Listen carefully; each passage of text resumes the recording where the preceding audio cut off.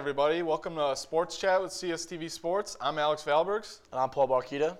And we're just going to get right into it with the biggest topics of the week. LeBron James has been on fire the past 6 games. He's putting up numbers that we've really never seen before. What do you think about all this? Well, I just think it's incredible. I mean, LeBron, obviously, we know he's the best player in basketball. He's been that way the last 5, 10, since he's been in the league. But the stats don't lie. I mean, he's shooting 60% from the field. The Heat have won the last 6 games. The Heat have won all of them. He's averaging 30 points per game. I mean, obviously we compare him to Jordan all the time, but even Michael hasn't even done this. It's truly incredible. Yeah, his numbers have been unbelievable. He's shooting like over 60% in his last 6 games. They've won every game. What do you think has been the biggest change in his game? Why is he playing so well? I know he's been working with Olajuwon. Yeah. He's finally doing what everybody told him to do and work on his post game. And now that he has a post game, there's nothing you can do to stop this guy. Exactly. I mean, he's finally realized the kind of athlete that he is, how he's the, quick as a guard, big as a forward as he is. So he's finally using the post game and finally attacking the basket instead of just fading away and shooting. I mean, he can definitely shoot. We know that. And now that he has this post game and everyone knows he can attack with a dribble, that makes his 3-point shot even more wide open. And I think he's like 10 of 18 in his last 6 games from now, 3. When you're going into the game, you don't even know where to stop him. Do I stop him in the post? Do I stop him from shooting? And part of this is, I think, finally winning that championship, he never has to answer the question again is he the best player to ever not win a ring? Because he's got a ring, and I think all the pressure's off. I think that's why he's playing so he's good. got the monkey off his back, So now all he's just doing is just padding the stats because, he's unbelievable. And LeBron will be in the All-Star game this weekend. The NBA is reaching their All-Star break. It's LeBron, Wade, Melo, Garnett, and Rondo. But obviously Rondo tore his ACL. He won't be playing. I think Kyrie Irving should take that spot. Irving's 100%. been unbelievable. I definitely agree with you on that. I mean, Paul George has put on a definite great content. He's had a great season. But Kyrie, he's an incredible player. I thought he would be good. I didn't know he would be this good this early. That was a great pick by the Cavs to take him first. Definitely. And in the West, it's going to be Kobe, Dwight, Chris Paul, Blake Griffin, and Kevin Durant. I don't really have any gripes with that lineup. Yeah, I mean, you get just as solid as that. I mean people have been criticizing Dwight a lot, but what other center would you really put? No, exactly. I mean, out there in the West. He leads the league in rebounding. He's 16 points a game.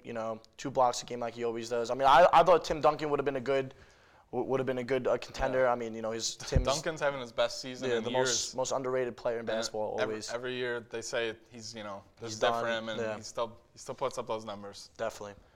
But now another news, for your Syracuse basketball fans, James Sutherland is now back from injury. So, I mean, Syracuse, like you said, you think they're one of the top teams in the country. I think with Sutherland back, he's their best shooter. With him back and how much parity we've seen in college basketball this year, it's anyone's game. I think they're one of the 5 best teams in the nation with Sutherland.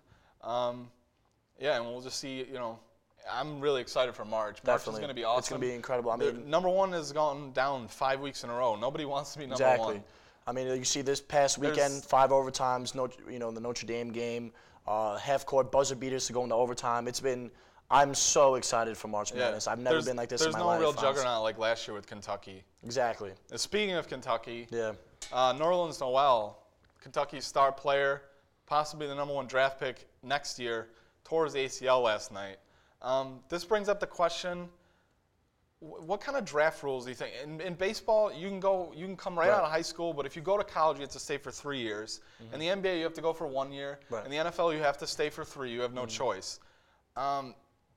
This might lose him millions of dollars. Exactly. He might never ever be the same. Like we said, Noel was definitely hands down the number 1 pick in the draft this year.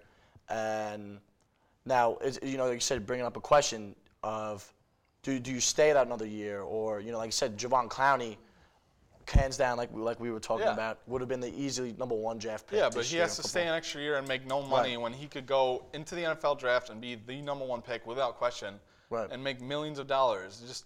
You personally think that there should be a rule change for football? I like baseball's rule. I like baseball's rule more than anybody. You should be able to come out, if you think you're ready, you should be able to come out of high school. And if you choose to go to college, you have to stay 3 years. That should be the choice. I think baseball has it right. For all sports, you think? I think for every sport, yeah. I mean, I agree with that. I mean, football, hands down, it has as a football player, there's just no you can't even compare. I mean, and obviously Javon Conley's a freak of an athlete. Yeah, he can compete as a 19-year-old kid, but a kid like Johnny Manziel.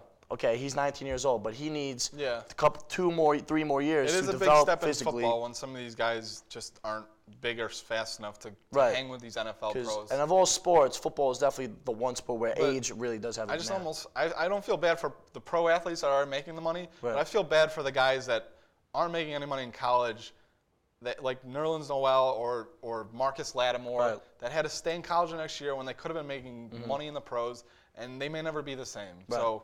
It's an ongoing debate. But yeah, definitely. And then moving into MLB, pitchers and catchers reported the other day. We're just going to hit on a few teams that we think are serious contenders. In the National League, I think the NL East is going to be great this year between the Nationals and the Braves. Obviously, the Braves made the big splash of the offseason, adding BJ and Justin Upton. I really like their lineup. People are saying that their starting pitching is going to be a problem, but I think Chris Medlin, I don't think he was a fluke last year. They're going to get Brandon Beachy back in July. He was a Cy Young candidate until he got hurt.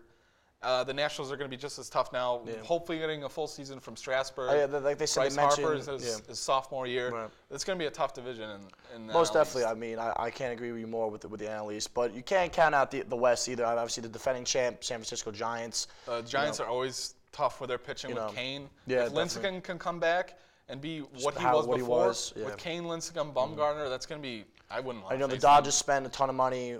Andre Ethier. They had Ethier. They had Kemp. They just added Carl Crawford. If they get the Carl Crawford from the Rays a couple years ago, they might have the best outfield in baseball, honestly. Yeah. And the pitching, obviously a former MVP candidate in Adrian Gonzalez. Yep. Beckett, Kershaw. It's gonna be a fight in the And NL. we're not even talking about the Cardinals or the Reds, who are always contenders. Always contending. You can never count out the Cardinals. And moving on to the American League, the Blue Jays lineup looks really good right now with Jose Bautista, Colby Rasmus. They signed Melky Cabrera. They made that huge trade to get Jose Reyes and Josh Johnson. They made another trade to get R.A. Dickey. They might be the favorite in the AL East over the Rays, the Yankees, the Red Sox, who have dominated the division for the last 20-something years. Right. We've been waiting for. The Orioles had a nice little surge last couple of years. Last 2 years, and the Blue Jays couldn't agree. Dickey, former Cy Young Award winner. Reyes can just do so many things with his speed, and finally playing in an American League lineup. I'm pretty excited to see what he brings to the AL now. So. Yeah, the AL East, I could see any 5 of those teams winning the division, which is pretty crazy. Right. And then obviously the Angels, that 1, 2, 3 of Pujols, Trout, and Hamilton. That's going to be a force to reckon with. But the A's won that division, and the Rangers still are good. They're reloaded. Beltre. They know how to. They kept all their prospects together, and they've reloaded. And it's gonna be an interesting year in baseball. There's a lot of teams to look out for. But that's about it for sports talk here on CSTV Sports. I'm Alex Valbergs with Paul Barchitta, and I hope you join us next week.